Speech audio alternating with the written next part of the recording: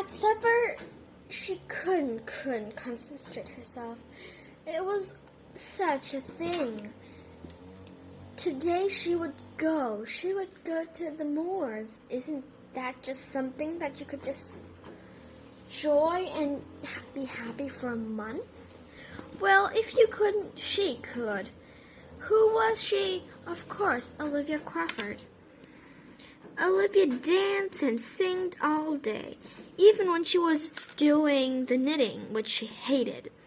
And every time she did, she always had a sad looking thing in her face. But this time it was like joy. It's like she was knitting for her life. She knitted so fast that when Mrs. Smith came to check on her, because she heard her laughter, she thought someone came and she thought that they had some company.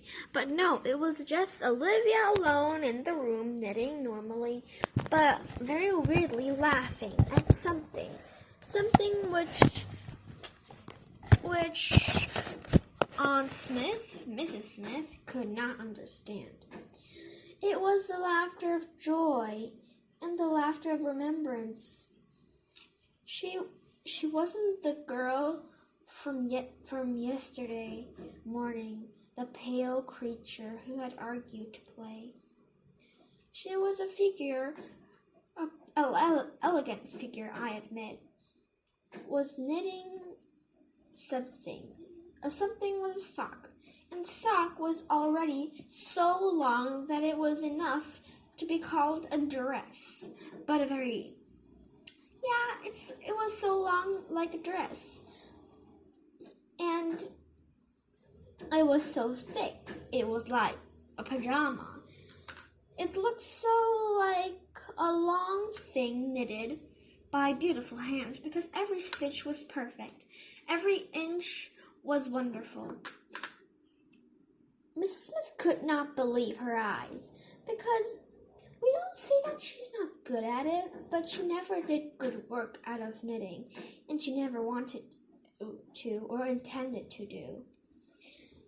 Her fingers were like a machine. They never stopped until someone came. The someone was Mr. Smith. He came to admire her work. He normally expected a pale girl staring out the window and not concentrating on her work. And when called by Olivia, "Why aren't you working? Don't gaze outside. The outside is so dangerous for you."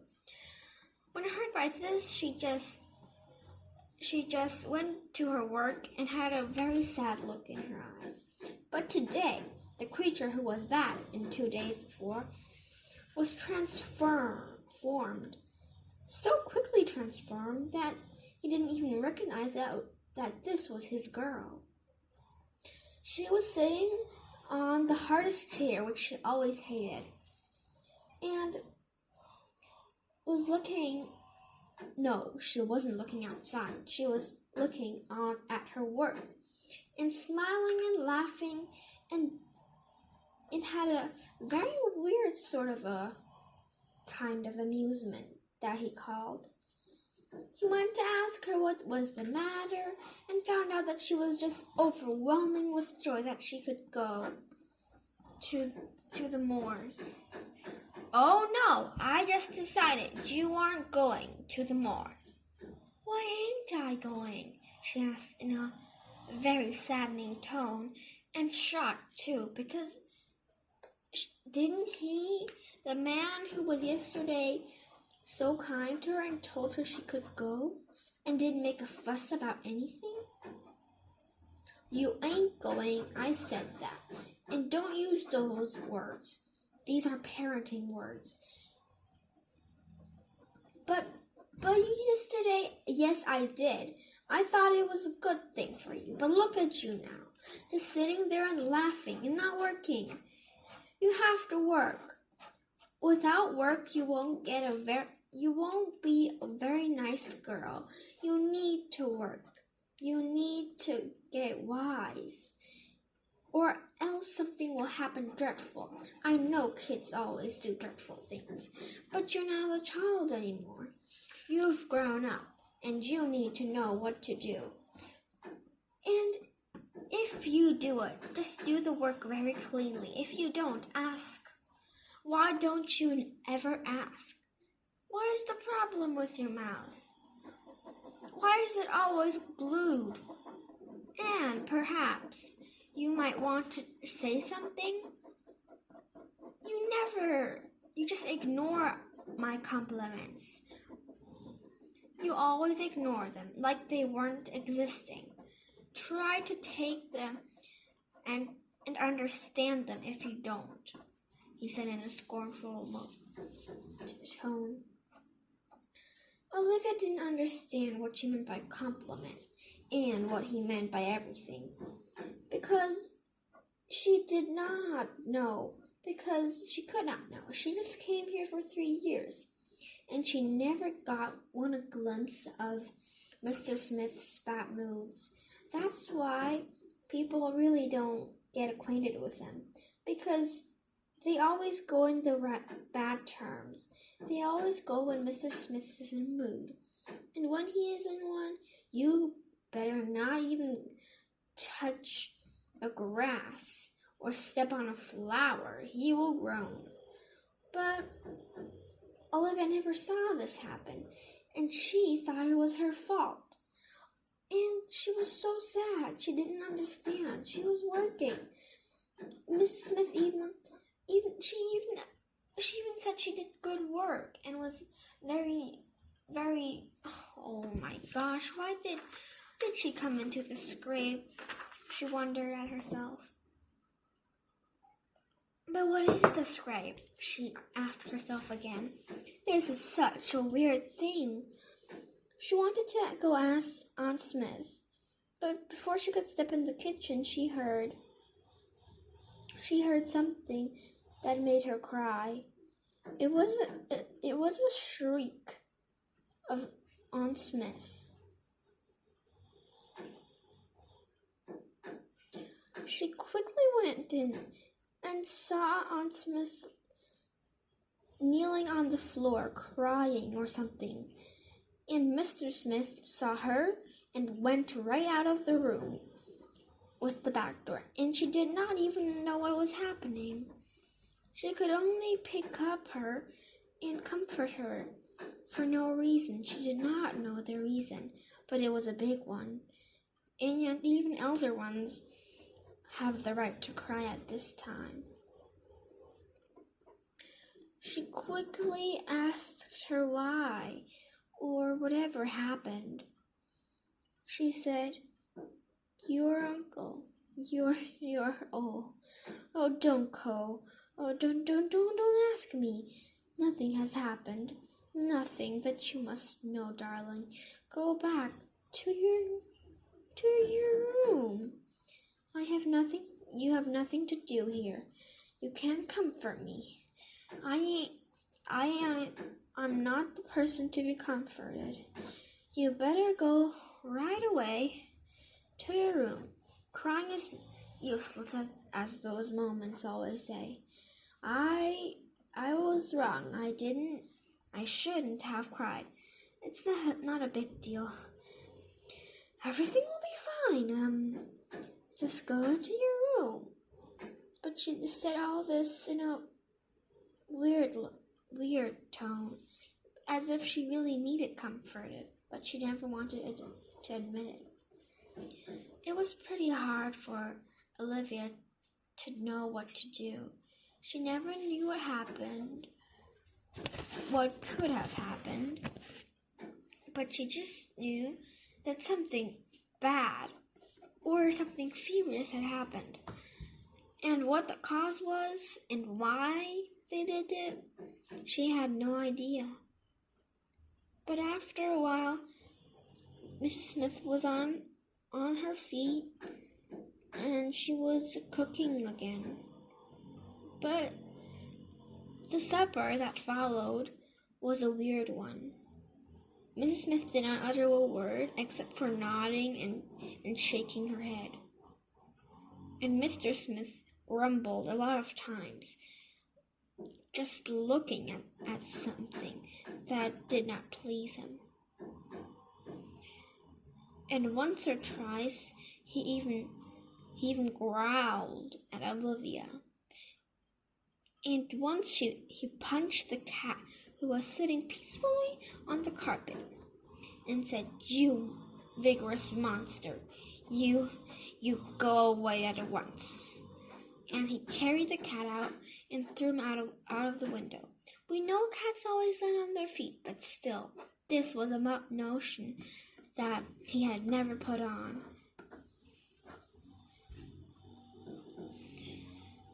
Olivia was quite astonished, and she did not really want to know the cause now. She was a bit scared of Uncle, the uncle who she thought was just very strict. But now he was so much more than strict.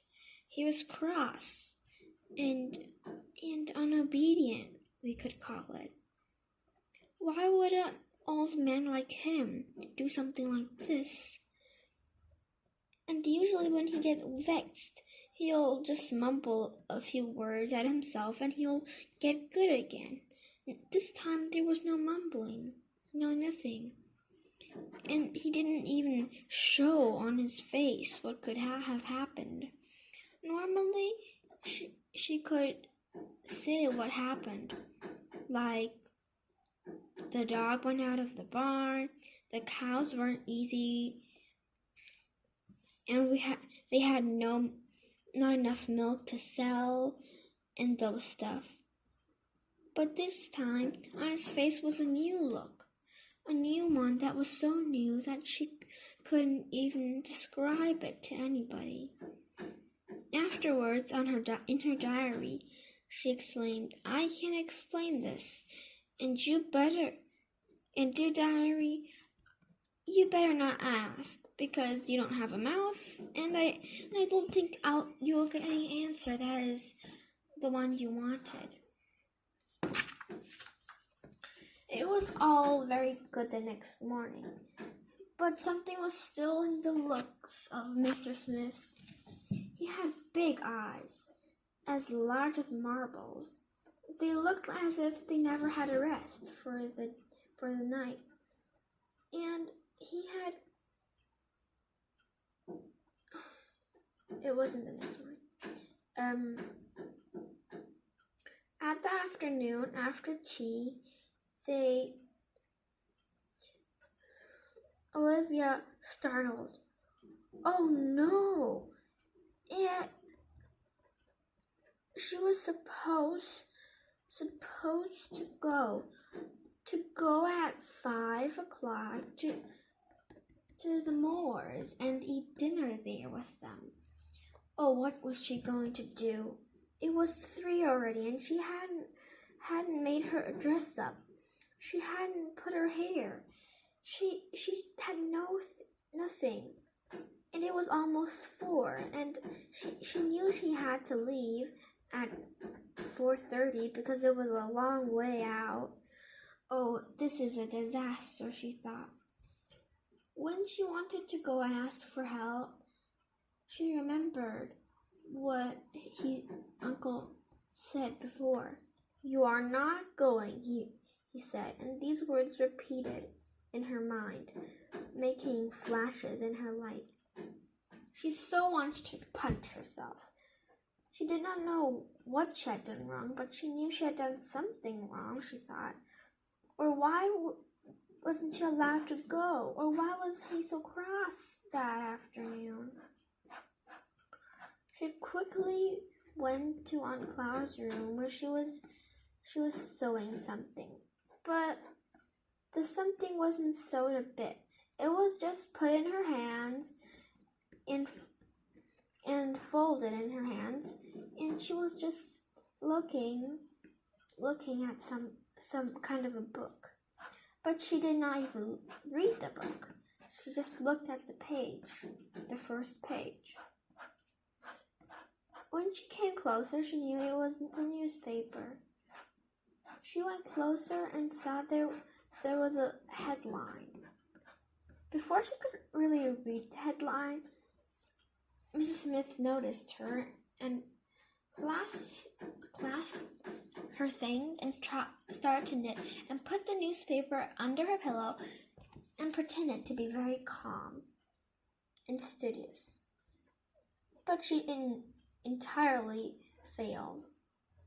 For when she was asking what the paper was, she always stammered and said, "This is No, I mean, the newspaper is new. And, you don't need to worry about it. It's okay." And she had something on her mind, which she didn't want to tell. It was very, very observing. Olivia just so wanted to know what happened or what would happen. She went closer and closer and asked her again and again what was in the newspaper and what happened with Mr. Smith earlier. Finally, she broke out, "Oh, it's too hard for me. Why are you asking those questions? You're destroying me. You are. I don't want to say it, but why are you asking if you know I don't want to say it? Oh, I know you're a good girl, but why did I show you something was on my mind? Why did you want to know it? It's nothing. Oh, it is something. It's too big of a something. If I tell you, I'll burst out into tears, and I don't want to cry in front of a girl who's almost perfect. I'm so sorry, but why did you ask? Why couldn't you keep those absurd questions in your mind? Why did you ask? Is there any point of asking? You know it already. You know. What if you don't know? Then I have to tell you about it. You don't know, and I have to tell you. If I don't tell you, you'll be asking those questions. Don't ask him. Stop. I'll tell you if you just stop," she said in a feverish tone. She cried and stared and glanced, and finally she came to the point and burst. The paper is something dreadful. I don't want you to see it. I want to talk about it. I want to tell you, but I don't want you to see it because it's horrible." But before she could say something, she burst into tears again. "It's so hard for me," she cried. "Can't nobody help me? I feel like I'm in a well 10, 20 miles down there and nobody to reach me or even to call my name and tell me that someone's out there for me. I'm feeling so sick. Oh, why did this all happen? Why did you ask those questions? I almost forgot them." "No, I did not forget them. Why am I lying? See, I'm all wrong," she cried. Every word stinged. Olivia now knew that it was something bad, and she shouldn't have asked it. And even if her curiosity was up to 100 degrees, she shouldn't have asked. It gave her so much pain to see her aunt, her own dear aunt, so broken down, and nobody to help her in a well like that one. She comforted her like if she was a 3-year-old child who has lost his candy. But then she found her candy. She found her senses, stood up, gave the paper, and fell on the floor again and cried. "Look at the paper. Don't ask me those questions. Don't ask me. Spare me them." "Oh, you might as well as ask them." She changed her mind so quick. "You might as well as ask them. But look at it first, so you know what happened. And after that, I'll tell you the whole story. But oh, I need to get water. Oh my gosh. I can't bear this any longer. I have to tell someone. And with these words, she left her alone, the puzzled Olivia Crawford.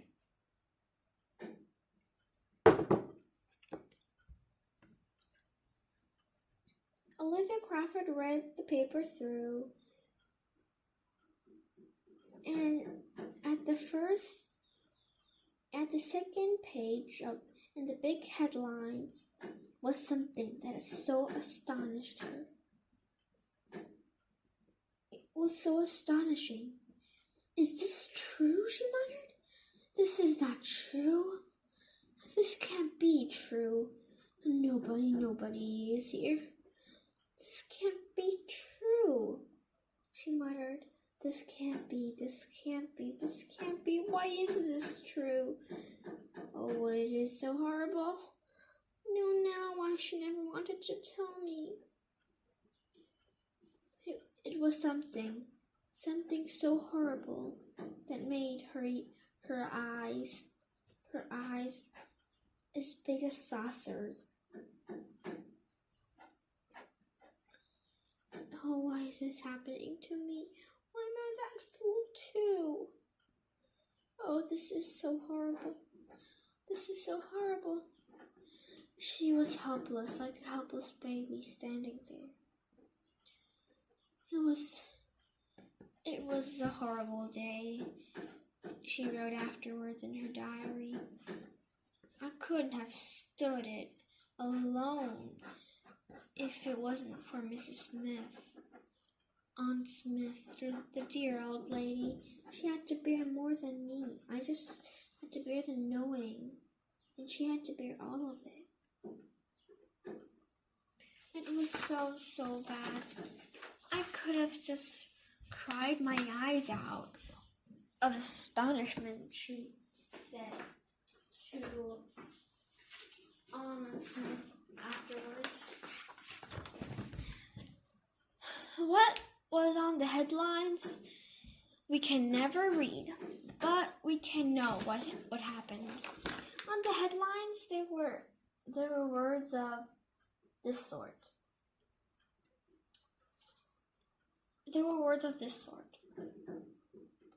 Robbing the bank.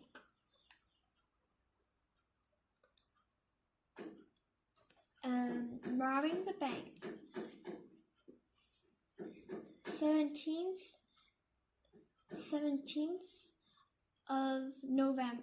of October. The bank on the right street of 101 Street has been robbed by a person named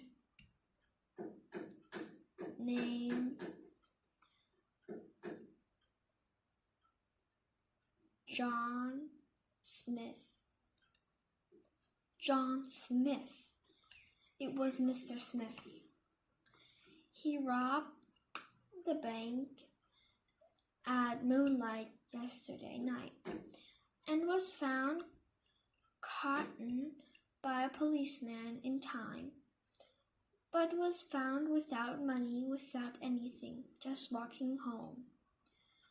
We know that is him because he was the only one on the road that night, and he had a bag which he didn't want the policeman to search. This means that he's fully the person who stole and who robbed the bank. We are now wanting him. He will be fully admitted for the robber after we look at his bag. Everybody, don't be afraid. This will clear out quickly, for the Smiths are easy to clear. And then there was a picture of him, and a picture of the bag, and some other lines that weren't even possible to read or to imagine that was there.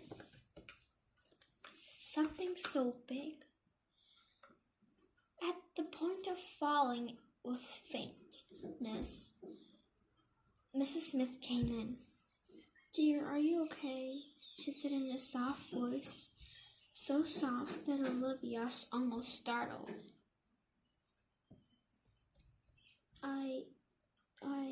I'm not really okay. The okay thing is, are you and is Uncle?" she said in a so quiet tone that nobody could barely hear her, except for Aunt Smith, who had carried her to the sofa and now was sitting with her. "Is this true, Auntie? Is this true? Could it be?" "Of course not," Aunt Smith said, with a look that almost looked approachful. "But why is it written and printed?" "I don't know, dear. That's what puzzles me much. We don't know about the affair. Yesterday night, Uncle went out.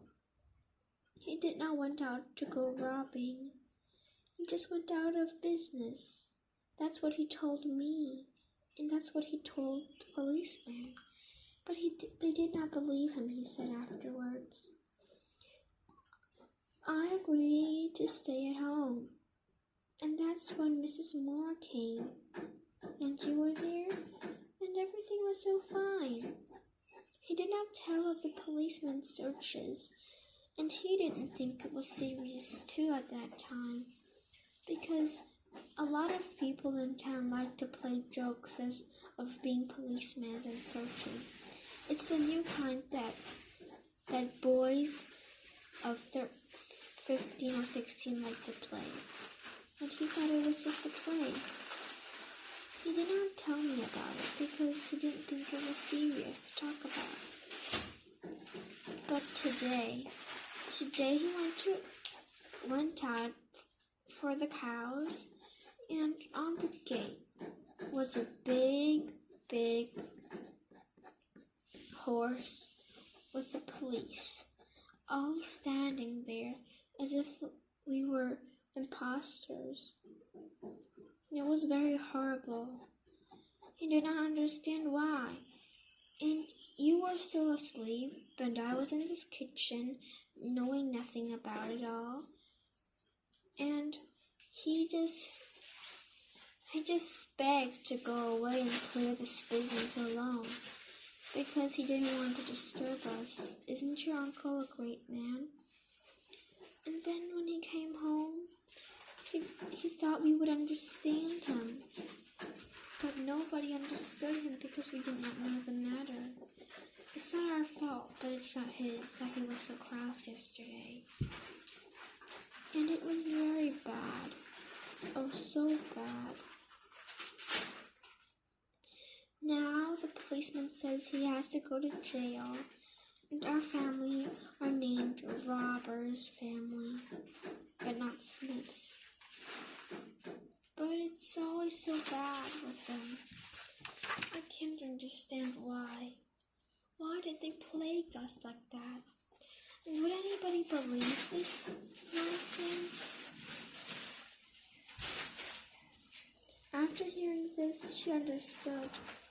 She did not even think about going to Mrs. Moore. She only thought about what happened. Could this be possible?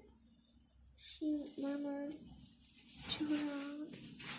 This is dumb, and I don't want it to be possible.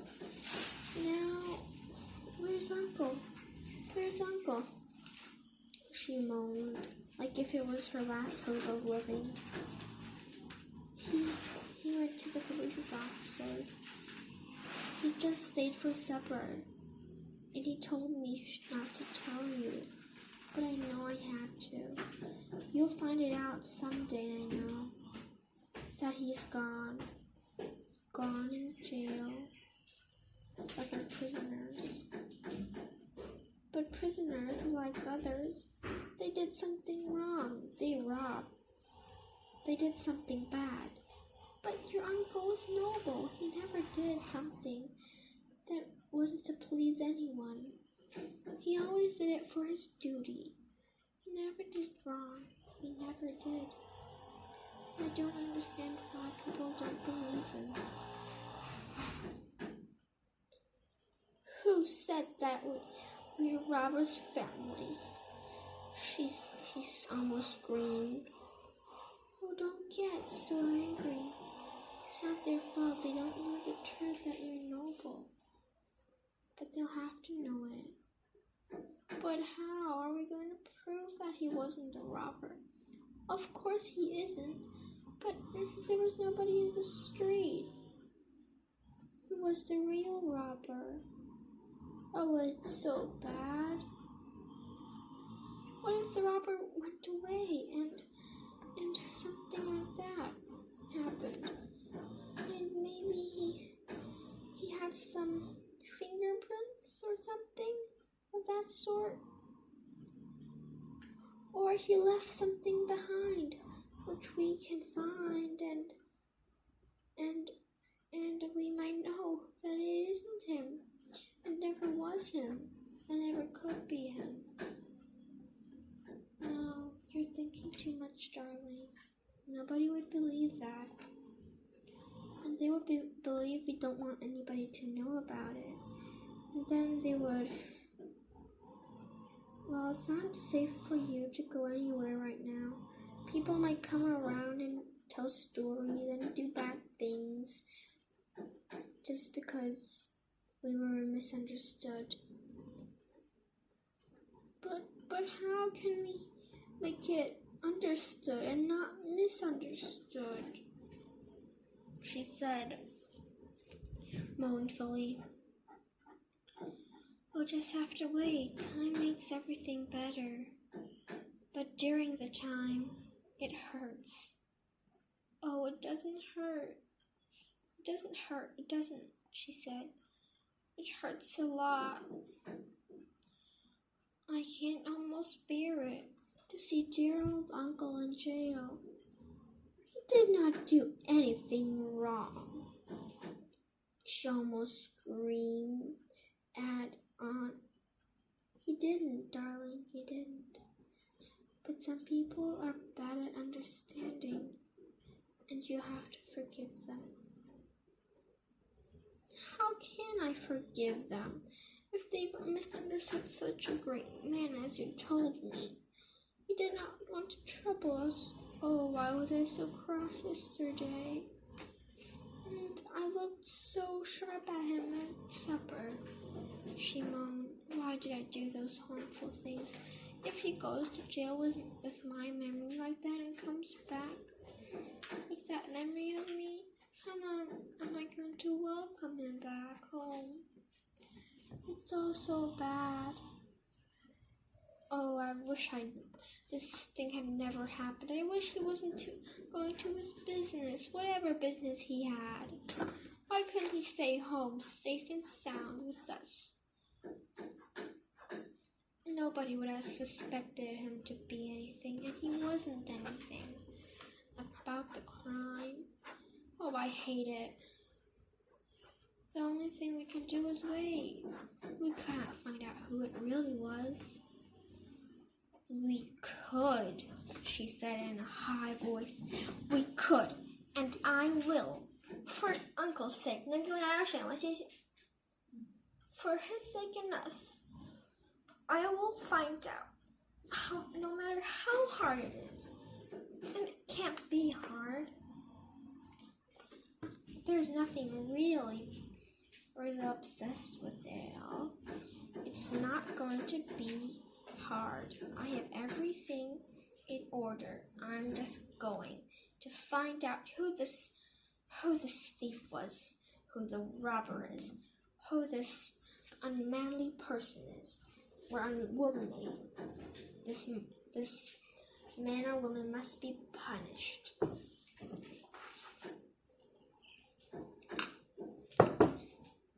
She said, and stamping her feet on the ground as if she were an angry person who was about to do something dashful. Don't do it, she said. said Aunt. Don't do anything.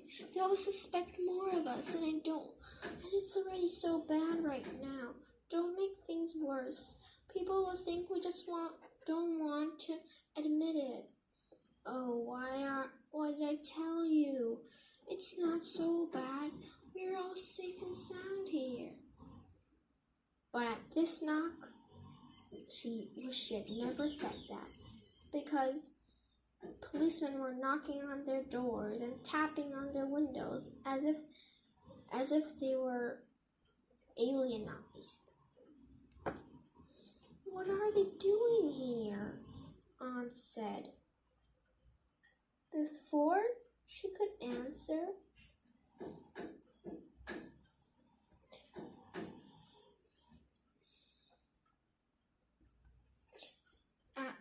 Olivia went out with the policeman, and she said, or rather yelled, "Back off of my home. This is my home, and all the people living in here are all noble. And you people, you police officers who did something so great, so wrong, must apologize right now. Why did you capture my uncle? He's so noble, he never would have done something. You are so blind to believe it. Didn't you see anybody else on the street? Was he the only person? And even if he was, is he the suspector? And why? Did he leave anything behind that you did find and saw and had the proof that it was his? Do you? Now do you?" she yelled. Seeing that this girl wasn't a normal girl to deal with, they backed off a little and said, "Chill. It's all right, little girl. Go back to your home. We won't disturb you. But you know your uncle is bad." The police officer chuckled. "Little girl.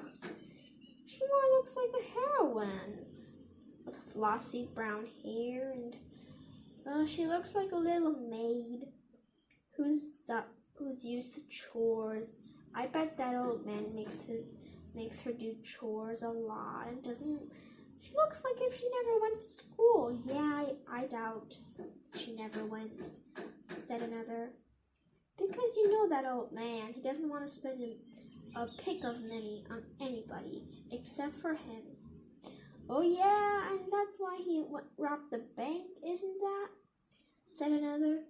"Oh ho, this is such a funny joke." And they all laughed and chuckled and went away. But before they went away,